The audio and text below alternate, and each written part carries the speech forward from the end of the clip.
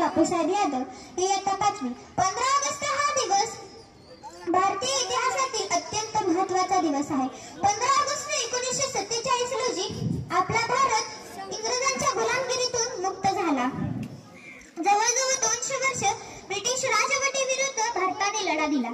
आपल्या भारताला स्वातंत्र्य मिळवून देण्यासाठी अनेक सैनिकांनी आपले बलिदान दिले। आज आपण येथे सर्वजण प्रसन्न मनाने हसतमुखाने बसलेलो आहोत।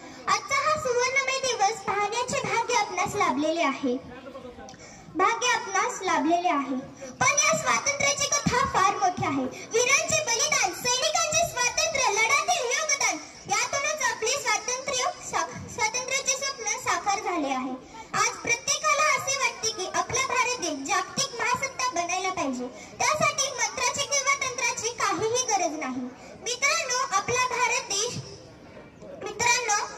भारत देश अब्जवधी मनुष्यबळ असलेला भारत देश आहे। मी शेवटी एवढेच म्हणेन की ना धर्माच्या नावावर जगा, ना धर्माच्या नावावर मरा। ना धर्माच्या नावावर जगा, ना धर्माच्या नावावर मरा। माणुसकीच आहे हा देशाचा, फक्त देशासाठी जगा रे, फक्त देशासाठी जगा। एवढे बोलून माझे भाषण संपवते। जय हिंद, जय महाराष्ट्र।